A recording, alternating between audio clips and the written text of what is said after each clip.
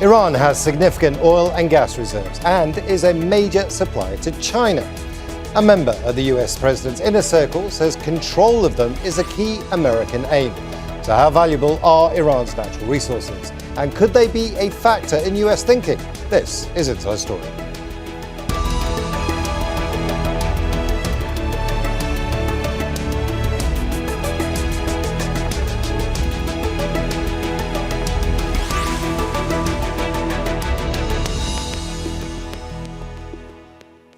Hello and welcome to the programme. I'm Imran Khan. If oil and gas are the measure of wealth, then Iran is one of the richest countries in the world.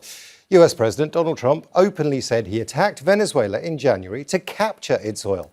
He said less about Iran's far greater resources, but according to one of his inner circle, control of those is part of US strategy. Senator Lindsey Graham says it's not just their value, but the impact on China too, which gets an eighth of its oil from the Islamic Republic. Iran says Graham's comments show Washington's intentions. Control of oil and gas have caused foreign political interference in Iran before. A coup installing the Shah before he was toppled in the 1979 revolution. So what's at stake for Iran and for global energy supplies? Is seizure or control of the Iranian oil and gas on Donald Trump's agenda? We'll talk to our guests shortly. But first, this report from Imran Khan. A member of U.S. President Donald Trump's inner circle told U.S. media on Sunday a key reason why he believed the U.S. attacked Iran. When this regime goes down, we're going to have a new Mideast. We're going to make a ton of money. Venezuela and Iran have 31% of the world's oil reserves. We're going to have a partnership with 31% of the known reserves. This is China's nightmare. This is a good investment. Tehran said the comments reveal America's goal: control of Iran's resources.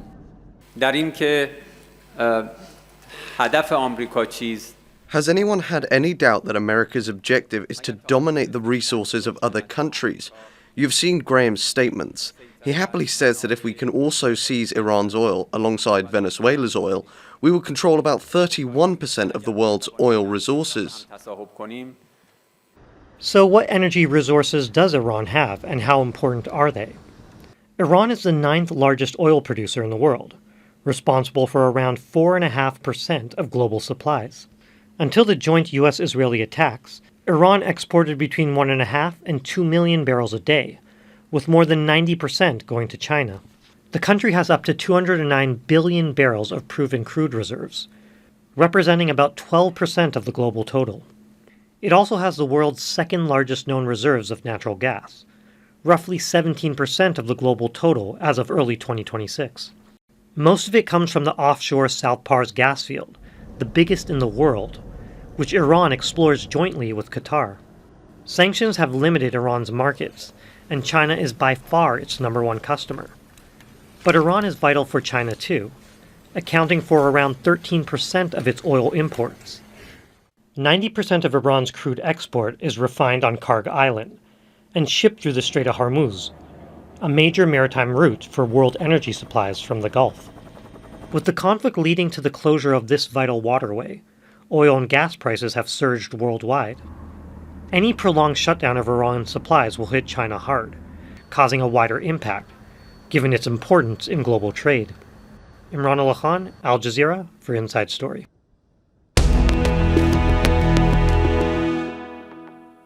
Now let's bring in our guests. From Tehran, we're joined by Foad Izadi, a professor in the Faculty of World Studies at the University of Tehran. In Hamburg, Mohammad Reza Farzanegan, a professor of Middle East economics at Marburg University. And in Washington, D.C., it's Paolo von Schirach, president of the Global Policy Institute, an independent think tank. A warm welcome to you all. I want to start in Tehran with Foad Izadi. Lindsey Graham has been clear. He is a close confidant of Donald Trump. He wants your oil. So this is what the war is really all about. Do you agree with that? I think so. I'm glad that he said it, because this is what Iranians have been saying and believing for many years. They want to go back to the 19th century. They're doing Monroe Doctrine again in Latin America. and they want to rule the Persian Gulf the way British did in the 19th century. Trump also talked about, a few days ago, Iran's borders and the idea that Iran's borders will not look the same after he is done with Iran. The idea that a lot of Iranians have here is that he wants to take out the oil-rich southern part of Iran, disintegrate Iran, basically balkanize Iran, and he would use his influence in the southern part, create a new country, basically, and put a king or a ruler there, and then use that to enrich himself and his friends in the oil industry in the United States, and also find a leverage against China, a leverage that he thought he had with the tariffs, but after the ruling from the Supreme Court, he is not going to be able to do that. So this is beyond Iran, and also create a hegemony for Israel, so Israel could push around the Persian Gulf states, whether they're on the north of the Persian Gulf or the southern part of Persian Gulf. This is the big plan. They're failing miserably, but this is how they're thinking. Now, let's go to Mohammad now, who's in Hamburg. Mohammad, Donald Trump wanted a say in the supreme leader, the next leader of Iran.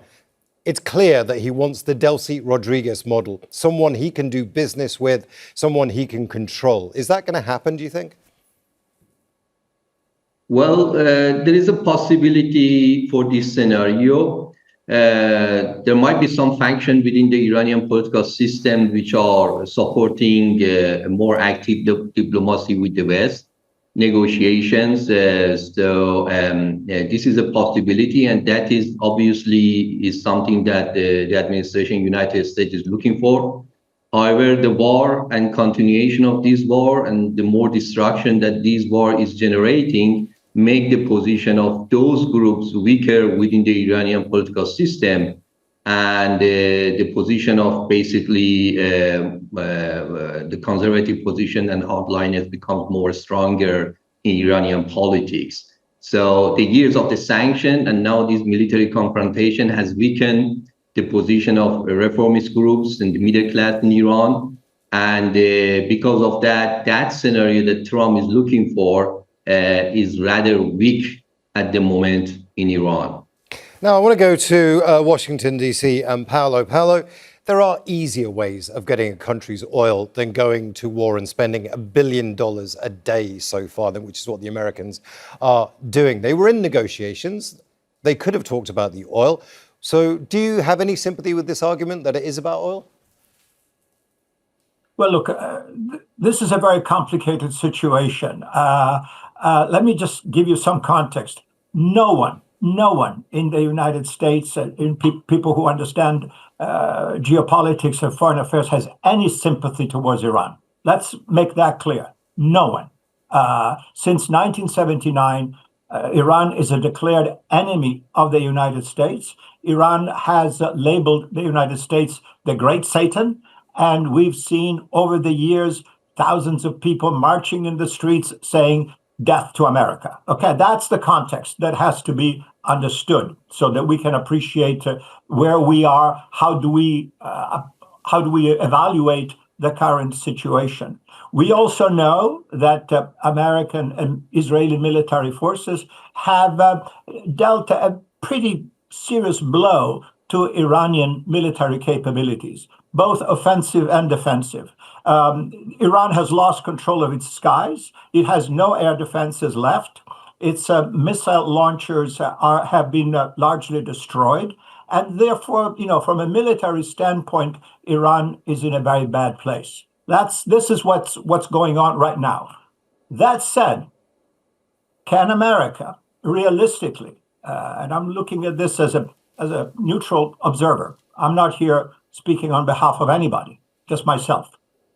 Can America fulfill this idea floated by Senator Lindsey Graham, who, by the way, is not in the government? Let's understand that. He's a Republican and certainly a loyal supporter of Mr. Trump, but he's not a member of the executive branch. So what he says should not be portrayed as the official policy of the United States government. That has to be understood by your viewers. Can America realistically, in a reasonably short period of time, because remember, we are also working against domestic political deadlines. America will have elections for the US Parliament in November, which is only a few months away. Can all these be done, packaged and resolved so that America can say, the president, okay, we went there, we destroyed Iran's military capability, and now we seize control of Iranian oil. And by the way, we have managed to see to it that there is a government in Tehran that will listen to us and do what we say. That to me is a rather, long shot. I don't know how this can be done. You have to keep in mind that there is an abhorrence in the United States for human losses in war, which is sort of contradictory, because in war, people die. But we have had now a total, I think, of 7 or 8 casualties, 8 American soldiers being killed, and it's headline news. If there would be an invasion of Iran in order to do whatever, seize the area surrounding the Strait of Hormuz, try to seize oil facilities, whatever the goal is, and there will be American losses in terms of human lives, that would be something that politically would be difficult to sell to American public opinion. So I have no idea exactly how the administration plans to achieve the goals. Assume that what Senator Graham said is actually policy. How do you actually do this?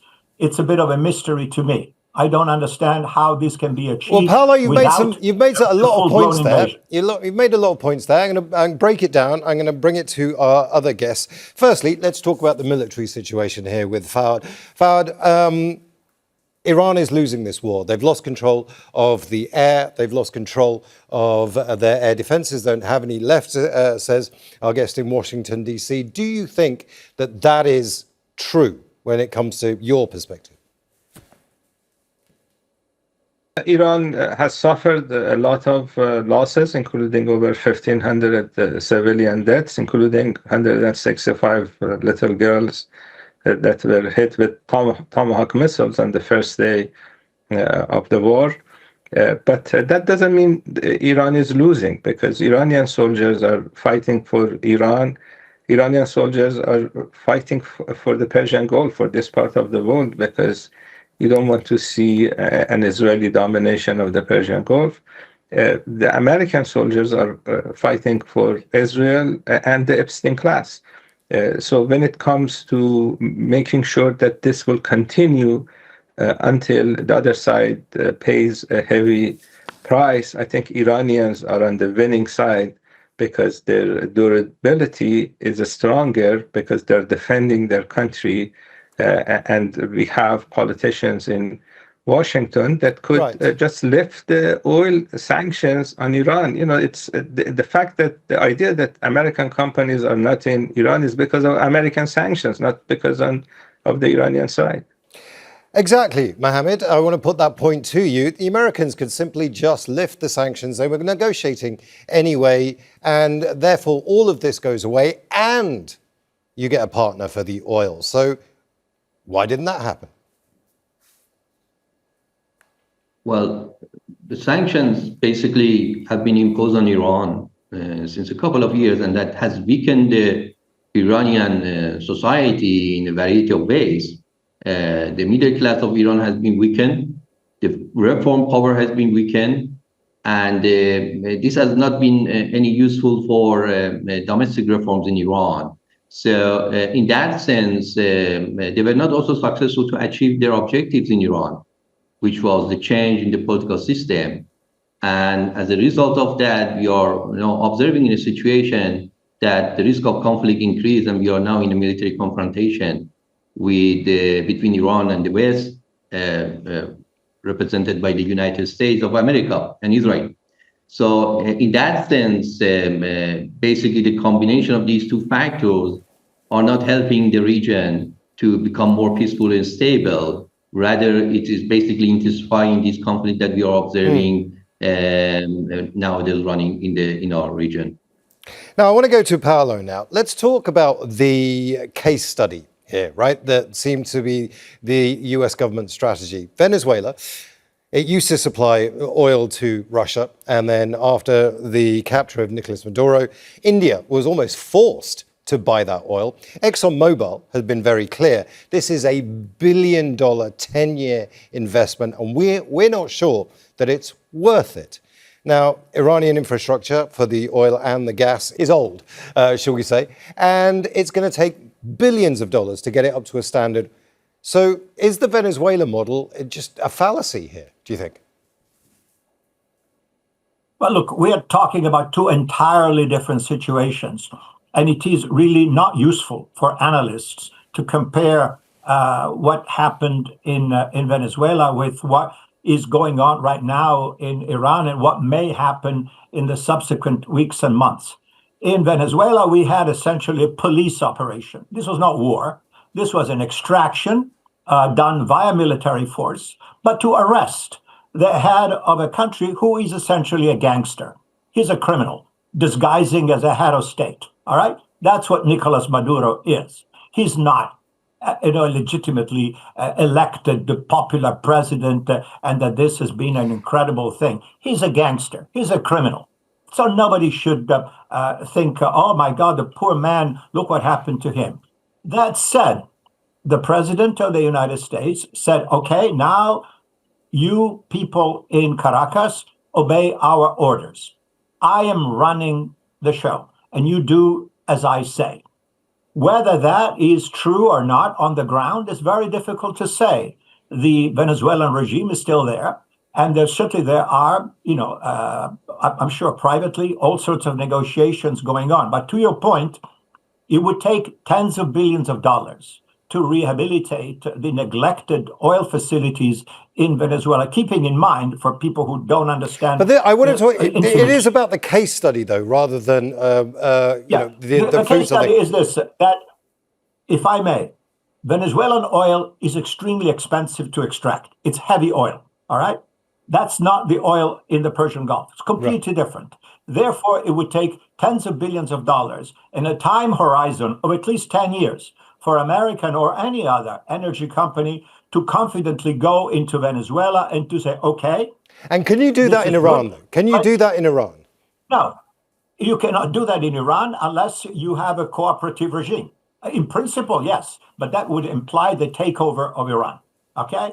And the ability not only to take over, but to maintain control and guarantee security to the oil companies. If you say, okay, now we have seized the government in Tehran, okay? I'm just saying this. Now you're okay. So, and the oil company says, really? Are you sure? Can there be pockets of resistance? Are our people going to be attacked?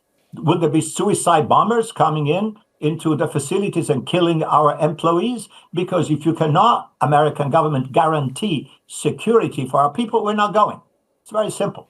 And that, again, we're talking about a complete transformation of the situation that is far from where we are today. I'm not saying this is impossible. Many things that were considered impossible are possible once they've happened. So, but this I want to stop you there because that's a very interesting point you've just made. I want to come back to Foad Izadi. Let's talk about China here, because China is one of Iran's biggest consumers of oil. It was an ally of Iran. It has a 25-year strategic partnership with Iran, but it's nowhere to be seen, at least publicly, right now. Do you think that's a failing of China protecting its oil interests in Tehran? Of course, I think China could do more, but I think the Chinese realize that if the Americans take over this part of the world, they would have a leverage that they don't have right now. Today, the Americans cannot tell the Saudis or Kuwaitis or Emiratis not to sell oil and gas to China because that would increase the value of Iranian oil. But if they manage to take over Iran, then given the fact that about 50% of the Chinese fossil fuel consumption comes from the Persian Gulf, that would be a leverage that they don't have right now. And I think the Chinese realize that, and I think the Chinese are doing, they're buying Iranian oil, they're doing other things to make sure that you don't have an Israeli-American takeover of the Persian Gulf. Mohammad, it's an interesting thing when we talk about China because it's not the only ally that Iran has. Russia also is a very strong Iranian ally, but it doesn't have a security agreement. It has agreements on oil, on gas, etc. Where is Russia in all of this? Is it going to step in to defend its own oil exports to Moscow from Iran? For Russia, having basically keeping the system in Iran is quite important because of the geostrategic location of Iran in the West Asia and Middle East. And for that reason, they are interested to basically reach a ceasefire and resolve this problem as soon as possible for stability of the region. But economically and financially, given the fact that the oil prices are increasing, and recently also Donald Trump administration signalized that the Russians have the possibility to basically export more, partially, lifting part of the sanctions on Russia. I guess they are also in a comfortable situation by profiting from this conflict in terms of higher oil revenues and oil export revenues. So this is a kind of paradoxical situation for Russia. On one side, the more conflict between Iran and the United States and Israel and maybe other countries improve its flow of hard currency to its country and benefiting from this conflict. On the other side, when this conflict becomes larger and more intensive, they probably would become more worried about chaos that could come to the Iran and eventually losing their political and military and other access to Iranian territory and basically Iranian government, because it's not clear if there would be a substantial change in the system in Iran, pro-Western maybe regime, a more dependent regime comes to the power, of course, the Russians would lose one of the key bases in the West Asia. Foad, one of the strategies, one of the best weapons that Iran actually has is closing down the Strait of Hormuz. That's where 40% of the world's oil cargo runs through. Iran has effectively done that. It is now giving a carrot to some countries, saying if you get rid of the Israeli and the US embassies in your country, talking about Europe and the Arab world, then we'll allow your ships to go through that. Now, that's not going to happen, particularly for the European countries. So is this a strategic blunder when it comes to trying to shut down the Strait of Hormuz? Because it does impact the entire globe. It's not going to make Iran very popular. Yes, but Iran is not looking for popularity. Iranian government wants to make sure that the Iranian borders remain intact, and they want to make sure that the attacks on Iran every few months by Israelis and Americans stop. You cannot run a country facing two nuclear regimes attacking you every few months. There are a few other ideas that are presented in Iran. One is creating a regional reconstruction fund, which means that the damage that the US created, not just for Iran, but for other countries in this part of the world, needs to be paid back. Iran has suffered billions of dollars in the last 10 days. They are boasting about it, destroying this, destroying that. They need to pay back. The Strait of Hormuz is going to be closed for many, many months to come unless this financial side of the story is resolved. They're not going to go back to the situation where everybody was enjoying itself except Iran. So a Strait of Hormuz is going to be closed. They need to address these financial issues. Changing Iran's government is a pipe dream. I hope they Fuad, I'm going to stop you there because this is a very interesting point that I want to put to Mohammad. At some point, this Iran will have to be repaired. One of the things that the US is suggesting, not officially at all, but it could use Iran's oil money to effectively rebuild Iran in its own image. I mean, do you think that's succeeded anywhere in the world for the US? Well, they said that they are not, what we heard in the media over the past days, that they are not committed to rebuild the Iranian economy after these destructive wars. They have basically gave that role to Iranian people. So they would basically use the resources of Iran to cover the costs that they had over the past months. These military equipments and these operations are costly. They would take, that cost from the revenues, or they do try to basically, reach the control of the resources by bringing the pro-American faction to the power, which is rather unlikely right now. As I said, the Iran economy and the society has been weakened for many years under substantial sanctions. So pro-reforms, maybe pro-Western segment of the society has been damaged a lot. The current war, improve or even amplify the relative power of the hardliners in Iran. So in that sense, the possibility of reaching the control of Iranian oil and using that for rebuilding Iranian economy or giving that to the American companies is rather weak currently. So in that sense, that theory using the Iranian oil to sorry, Mohammad, I'm going to stop you there because we are running out of time, and I want to come back for one very quick question with Foad. Foad, the Iranian oil is going to be a part of any future negotiations. It's a secret weapon when it comes to negotiations, but it needs to be, protected, and it isn't at the moment. So, do you think that the destruction of Iranian oil is going to be a future strategy, because it isn't right now, for the US? Are you worried about that?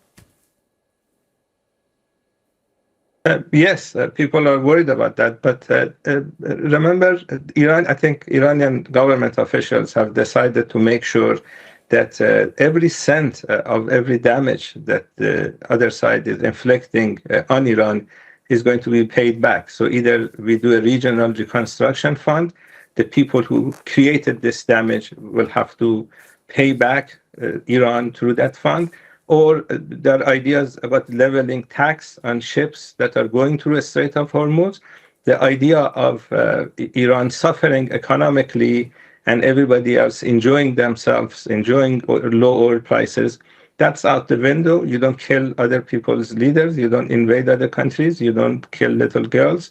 That is over. Iran is going to, the people who exercise restraint are no longer with us. The new people in charge in Iran are going to make sure that the other side pays a heavy economic price. And if Trump loses the midterm election, that would even be better for everybody, including American people. A lot of strong opinions there from our guests. I want to thank you all, Foad Izadi, Mohammad Reza Farzanegan, and Paolo von Schirach. Thank you so much, and thank you for watching. You can see the program again anytime by visiting our website, aljazeera.com. And for further discussion, go to our Facebook page. That's facebook.com/AJ Inside Story.